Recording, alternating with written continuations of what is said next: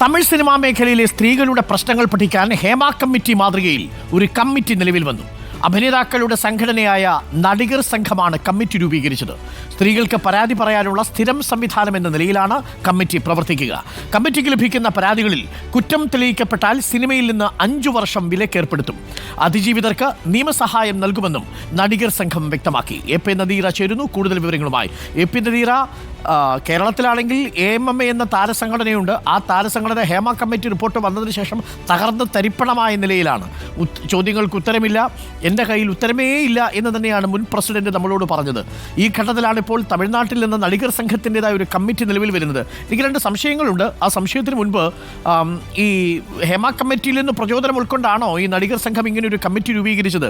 അങ്ങനെയാണെങ്കിൽ അതിൻ്റെ ഘടന, അതിൻ്റെ മാതൃക, അങ്ങനെ എന്തെങ്കിലും കൂടുതൽ വിവരങ്ങൾ നമുക്ക് ലഭ്യമാണോ നദീറ? ഡോക്ടർ അരുൺ, ഇത് സംഭവിച്ചിരിക്കുന്നത് ഇത് ആക്ച്വലി ഒരു പരാതി പരിഹാര സെല്ലാണ്. അതൊരു സ്ഥിരം സംവിധാനമാണ്. ഇത് 2019 തന്നെ നടികർ സംഘം രൂപീകരിച്ചിരുന്നു. അത് നിർജീവമായി കിടന്ന ഒരു കമ്മിറ്റിയാണ്. അതിനെ പുനരുജ്ജീവിച്ചുകൊണ്ട്, അതായത് ഇപ്പോൾ ഹേമ കമ്മിറ്റി റിപ്പോർട്ട് പുറത്തു വന്ന സാഹചര്യത്തിൽ ഇങ്ങനെ സിനിമാ താരങ്ങൾക്ക്, സ്ത്രീകൾക്ക് പരാതിയുള്ള സാഹചര്യത്തിൽ അത് കോളിവുഡിലെ ആ ഒരു കമ്മിറ്റിയെ ഒന്നുകൂടെ കാര്യക്ഷമമാക്കാൻ തമിഴ് സിനിമാ മേഖലയിലെ താരസംഘടന തീരുമാനിച്ചിരിക്കുന്നു എന്നതാണ് വസ്തുത.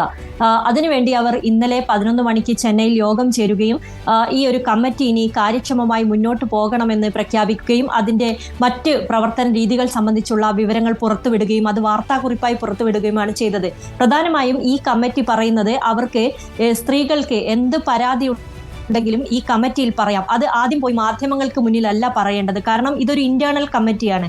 ഇന്റേണൽ കമ്മിറ്റിക്ക് പരാതി നൽകുക, സൈബർ സെല്ലിനെയും പോലീസിനെയും ഒക്കെ സമീപിക്കാനുള്ള സഹായം അവിടെ നിന്ന് ലഭിക്കും. കൂടാതെ നിയമസഹായവും ലഭിക്കും. ആരോപണ വിധേയനാവട്ടെ ഒരു തരത്തിലുള്ള സംരക്ഷണവും നൽകില്ല. കുറ്റം തെളിഞ്ഞാൽ അയാളെ 5 വർഷത്തേക്ക് സിനിമാ മേഖലയിൽ നിന്ന് വിലക്കുന്നതിന് പ്രൊഡ്യൂസേഴ്സ് അസോസിയേഷനെ ശുപാർശ ചെയ്യുമെന്നാണ് ഇവർ പറയുന്നത്. ഒരു ഇമെയിൽ അഡ്രസ്സും അതുപോലെ തന്നെ ഫോൺ നമ്പറും ഒക്കെ ഈ സ്ത്രീകൾക്ക് പരാതി നൽകാനായി നൽകുകയും ചെയ്തിട്ടുണ്ട്. തീർച്ചയായും ഹേമ കമ്മിറ്റി റിപ്പോർട്ടിന്റെ ചുവട് പിടിച്ചു തന്നെയാണ് ഈ കമ്മിറ്റി കാര്യക്ഷമമായി പ്രവർത്തിക്കാനുള്ള തീരുമാനം കൈക്കൊണ്ടിരിക്കുന്നത്. പക്ഷെ നമ്മൾ മനസ്സിലാക്കേണ്ടത്, ഹേമ കമ്മിറ്റി എന്ന് പറയുന്നത് സർക്കാർ സ്ഥാപിച്ച ഒരു കമ്മിറ്റിയാണ്.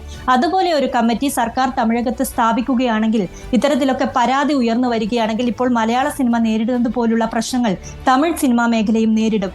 ഇത് ഒഴിവാക്കാൻ വേണ്ടി വേഗത്തിൽ തന്നെ ഈ കമ്മിറ്റിയെ പുനരുജ്ജീവിപ്പിച്ചുകൊണ്ട് മുന്നോട്ട് പോകാനാണ് നടികർ സംഘം തീരുമാനിച്ചിരിക്കുന്നത്. എ.പി. നദീറ, അതായത് സർക്കാർ ഒരു കമ്മിറ്റി രൂപീകരിച്ച് അതിന് നിയമസാധുത കൊടുക്കുന്നതിന് പകരം സംഘടന തന്നെ അങ്ങനൊരു കമ്മിറ്റി രൂപീകരിക്കുമ്പോൾ അതിൽ തന്നെ ഈ സെറ്റിൽമെന്റിനുള്ള സാധ്യതകൾ ഒരുപാട് ഉണ്ടാകുമല്ലോ. അതിന് നിയമപരമായൊരു ബാധ്യതയില്ല. അതൊരു സംഘടനയുടെ ഒരു ക്ലബ്ബ് പോലെ ആയിരിക്കും അത് പ്രവർത്തിക്കുക. ICC അവിടെ നിലവിലുണ്ടോ എന്ന് എനിക്കറിയില്ല, തമിഴ്നാട്ടിലെ സിനിമാ സെറ്റുകളിൽ നിന്നും. അപ്പോൾ അത് യഥാർത്ഥത്തിൽ ഒരു സെറ്റിൽമെന്റിന് വേണ്ടിയുള്ളൊരു കമ്മിറ്റിയാണോ ഇത്? തീർച്ചയായും നമുക്ക് അങ്ങനെ വേണമെങ്കിൽ അനുമാനിക്കാം. കാരണം ഇത് നേരത്തെ വിശാൽ പറഞ്ഞത് സർക്കാരിനോട് ഇങ്ങനെ ഒരു കമ്മിറ്റി തുടങ്ങാൻ ആവശ്യപ്പെടും, അല്ലെങ്കിൽ ഞങ്ങൾ തന്നെ തുടങ്ങുമെന്നായിരുന്നു. വളരെ വേഗത്തിൽ തന്നെ ഒരു തീരുമാനത്തിൽ അവർ എത്തുകയാണ്. 2019 രൂപീകരിച്ചിരിക്കുന്ന ഈ പരാതി പരിഹാര സെല്ലിനെ ഒന്നുകൂടി കാര്യക്ഷമമാക്കുക എന്ന് കണ്ടുകൊണ്ടാണ് ഇന്നലെ യോഗം ചേർന്നതും. നടി ഖുഷ്ബു, സുഹാസിനി, കോവൈ സരളെ പോലുള്ളവരൊക്കെ ഈ സംഘടനയിലുണ്ട്, ഇതിനകത്തുണ്ട്. അവരൊക്കെ ചേർന്നാണ് ഇങ്ങനെയൊരു സംഭവം പെട്ടെന്ന് തട്ടിക്കൂട്ടുക എന്ന് വേണമെങ്കിൽ പറയാം. ഇത് നമ്മൾ കാര്യക്ഷമമാക്കാൻ തീരുമാനിച്ചിരിക്കുന്നു എന്നതുണ്ടാവുന്നത്. ഞാൻ നേരത്തെ പറഞ്ഞതുപോലെ സർക്കാർ തലത്തിൽ ഇങ്ങനെ ഒരു കമ്മിറ്റി രൂപീകരിച്ചാൽ കാര്യങ്ങൾ കയ്യിൽ നിന്ന് പോകും. ഇപ്പോൾ മലയാള സിനിമാ മേഖലയിൽ സംഭവിച്ചതുപോലെ ആരും വിശ്വാസത്തിലെടുക്കാത്ത ഒരു സാഹചര്യം, ആ AMMA എന്ന സംഘടനയെ ആരും വിശ്വാസത്തിലെടുക്കാത്ത ഒരു സാഹചര്യം തമിഴകത്തും ഉണ്ടാകരുത് എന്ന് മുന്നിൽ കണ്ടുകൊണ്ട് തന്നെയായിരിക്കണം വിശാൽ, ജനറൽ സെക്രട്ടറിയായ വിശാൽ ഉൾപ്പെടെയുള്ളവർ ഇങ്ങനെ ഒരു കമ്മിറ്റിയെ കാര്യക്ഷമമായി മുന്നോട്ട് കൊണ്ടുപോകാൻ. നമ്മൾ സൂക്ഷ്മമായി വിലയിരുത്തിയാലേ തമിഴ്നാട്ടിൽ അങ്ങനെ ഒരു സർക്കാരിന്റെ നേതൃത്വത്തിലൊരു കമ്മിറ്റി വരിക ഒരുപാട് ബുദ്ധിമുട്ടുള്ള കാര്യമാണ്. കാരണം ഈ സർക്കാർ തലപ്പത്തിരിക്കുന്നവരിൽ പലർക്കും സിനിമയുമായി അടുത്ത് വ്യാപാര ബന്ധവും അവർക്ക് പ്രൊഡക്ഷൻ ഹൗസുകളും ഉണ്ട്, അല്ലേ? അപ്പോൾ ഏതെങ്കിലും തരത്തിൽ ഏതെങ്കിലും പ്രൊഡക്ഷൻ ഹൗസുകൾക്കെതിരെ ആരോപണം വന്നാൽ അത് നേരിട്ട് രാഷ്ട്രീയ പാർട്ടിയെ ബാധിക്കും.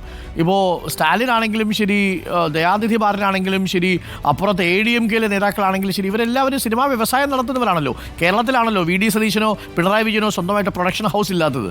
അപ്പം ഇതൊരു പ്രശ്നമല്ലേ നദീറ? തീർച്ചയായും അങ്ങനെ പ്രശ്നമുണ്ട്. കാരണം സിനിമയും രാഷ്ട്രീയവും കെട്ടുമിണഞ്ഞു കിടക്കുന്ന ഒരു മേഖലയാണ് തമിഴകം എന്ന് പറയാം. അതുകൊണ്ട് തന്നെ പല രാഷ്ട്രീയ നേതാക്കൾക്കും സിനിമയിൽ വേരുകളുണ്ട്. തിരിച്ച് സിനിമാ താരങ്ങൾക്ക് രാഷ്ട്രീയത്തിലും വേരുകളുണ്ട്. അതുകൊണ്ട് തന്നെ അരുൺ സൂചിപ്പിച്ചതുപോലെയുള്ള തന്നെയാണ് അവിടെ ഒരു കമ്മിറ്റി രൂപീകരിക്കുക എന്നത് ശ്രമകരമായ ദൗത്യം തന്നെയായിരിക്കും.